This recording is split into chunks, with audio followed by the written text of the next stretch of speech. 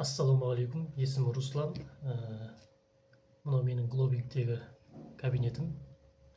Америкалық BP компаниясының өнімдеріне осы глобинг арқылы заказ бердім. Товарларым келіп тұр. Міне мына жерде тұр.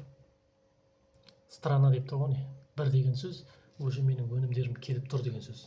Мен бұлардың адресіне, офисіне барып, прямой алып кетемін. Қандай адрес? Міне, олардың офистары осы жерде: Алматы, Астана, Ақтөбе, Атырауда. Мен Алматыдамын. Мен мына адреске заказ берген өзім, Алматыда тіркелген. Міне, Алматыдағы бір офисі осы қаланың ішінде. Мен сол жерге барып алып кетемін товарды. Егер бармай осы үйге әкелгенін қаласам, егер өнімдерді, ол кезде мен 1000 теңге төлеуім керек. Қаланың ішінде үйге жеткізіп беру 1000 теңге төлейді екен мына жерден.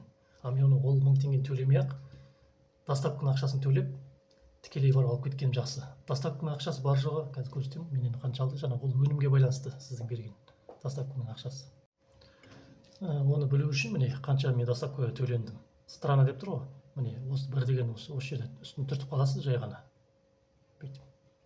Сол кезде ашылады. Міне ашылды. Трек-код көрсетеді. Міне осылай трек-код. Трек-код көрсеткен кезде міне менде уже көрсетті. Міне Гоголя деп тұр. Гоголяға келіп тұр. Келіп алып кетсең болады деп тұр. Егер келмей үйге әкелгенін қаласаң, онда 1000 теңге төле деп тұрады. Міне мына жерде мысалы мен барып алып кетемін. Трек-кодты көресіз. Трек-код тұр. Осының үстін түртіп қалсаңыз ашылады ар жағында. Міне осылай ашылады. Міне маған мысалға 3 пачка 58. Мен соған заказ берген болатынмын. Міне доставкасы бар жоғы $2.80. $2.80 мен төлеп қойдым. Ол үшін сіз алдымен оның алдында мына жаққа ақшаңызды салып қою керексіз. Осы жерден өзі автомат түрде мына товар келген кезде осы доставканың ақшасын автомат түрде өздері ұстап қалады. Сосын жаңа көрсетілген адреске барып, өзіңіз барып алып кетесіз, болды, басқа ақша шығармайсыз. Ал егер мен қазір міне $2.80 төлеп қойдым, егер мен үйге әкелген қалайтын болсам мына өнімді, мен бармай-ақ, онда мен 1000 теңге төлеуім керек. Көрдіңіз бе? Міне жерде товар менің қанша күнде келді. Керемет қой. Нет слов. Міне 15 күні, январ айының 15 күні заказ жасадым. 2026 жыл.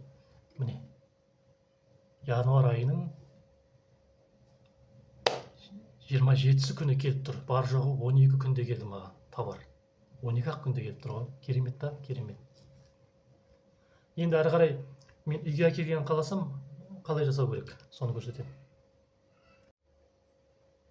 Міне жоғарысында мынандай Руслан или сіздің есіміңіз тұрады ғой. Соның үстін түртіп қаласыз, осы жерден шығып кету үшін. Бірлет. Сосын мына осылай басқан кезде осылай шығады, осындай жазулар. Май посылка деген жазудың үстін бірлет түртіп қаласыз.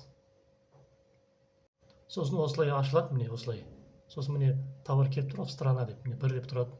Осы жерде түртіп қаласыз, осының үстін бірлет.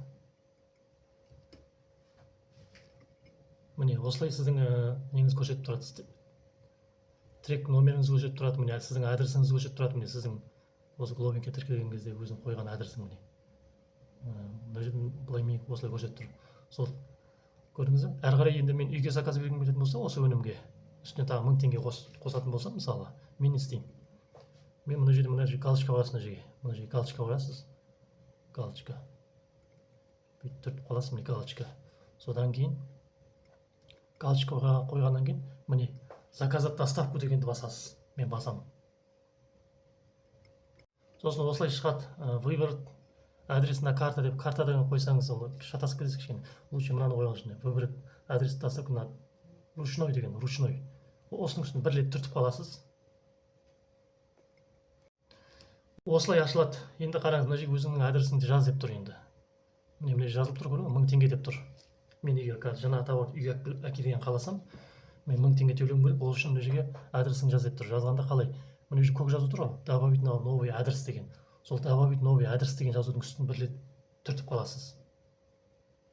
Сосын осылай шығады, город, қаланы таңдады екен. Мен Алматы ғой енді. Мен қаптағында галочканы басасың, Алматы Байсерке деген сияқты. Қаскелең бе, қаяқта тұрасың, Алматының қай жағында. Мына жерде өзіңіз район неңізді таңдайсыз. Мысалы мен Алматының ішіне беріп.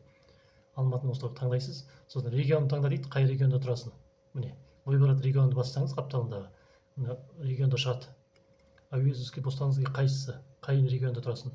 Любой мысалы біреуін, мысалы мынаны таңдай саласың, мысалы өзің регионды таңдайсың обязательно. Содан кейін мына жерге өзіңіздің адресіңізді жазу керексіз. Мына жерге нақты адресіңізді, өзің мекен жайыңызды, сол бойынша үйіңе әкеліп береді. Жаңағы осынша көше, осынша дом, квартира осындай деген сияқты. Соны жазғаннан кейін мына жерге телефон номерін жазу керексіз өзіңіздің міндетті түрде. Өйткені олар звондайды осыға. +7 деп тұр ғой, қапталынып 775 па қандай, сөйтіп жаза бересіз. Сосын сохранить деген басып қаласыз. Міне мысалы мен өзімнің адресімді жаздым, телефон номерін жаздым, адресін, көшемді бәрін жаздым. Сосын сохранить басып қаласыз жазғаннан кейін. Сосын осылай сіздің адресіңіз бәрі осы жерге дайын болып шыға келеді. Осылай адресіңіз әрқайым міне көресің, уже көрсетіп тұр, 1000 теңгесін төлесең ертең әкеліп беремін деп тұр үйге. Көрдіңіз бе? Жоғары көтересіз. Енді қараңыз.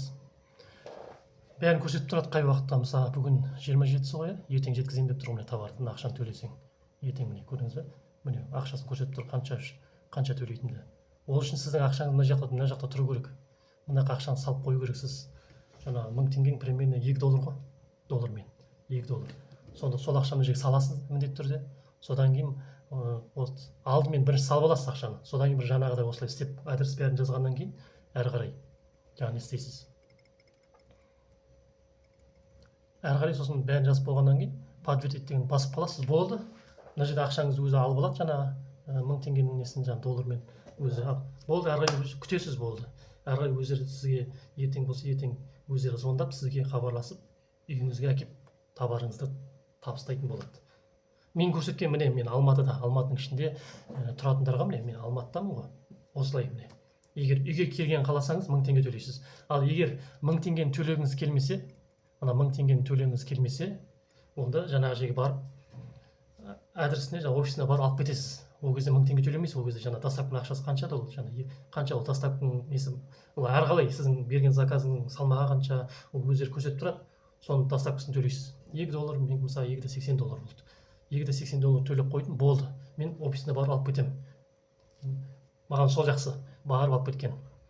Ал егер мен бара алмайтын жағдай болса, онда 1000 теңге төлеп қоямын да, болды, өздері әкеп береді. Осыған мұқият болыңыз. Егер үйге әкелген қаласаң 1000 теңге төлейсіз.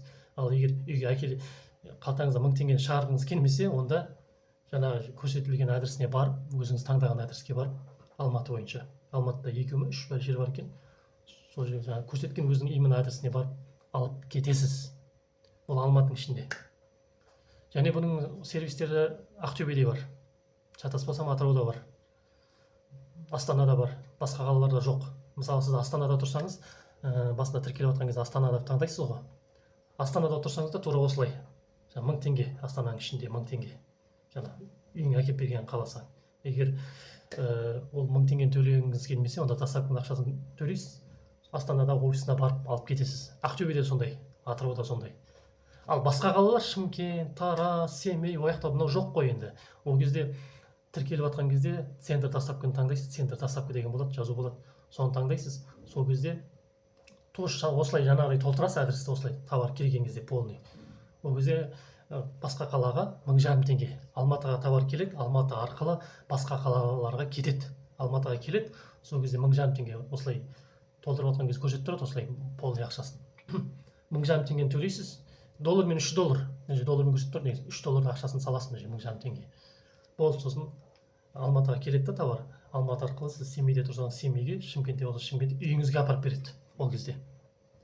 Бірінші доставканың ақшасын алып алады өздері осы жерден. Одан кейін 1500 теңге бөлек. Осы жерге салып қоясыз.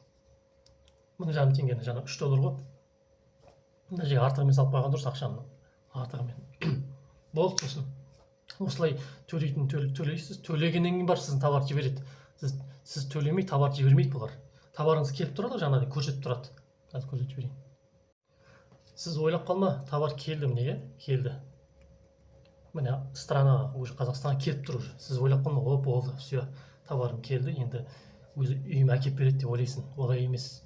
Мына жаңағы басасыз да, әрі қарай ақшасын өзіңіз төлейсіз. Өзіңіз төлеу керексіз.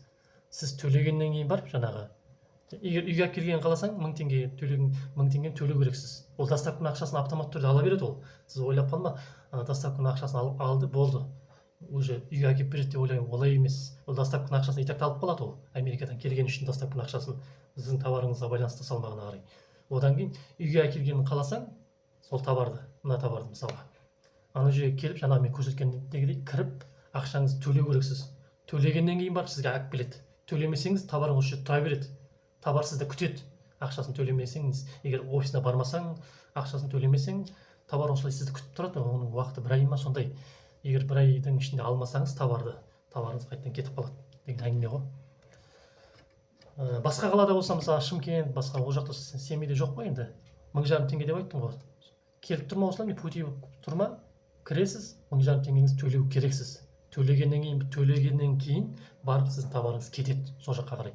Төлемесеңіз товарың осы жерде тұра береді, сізді күтеді.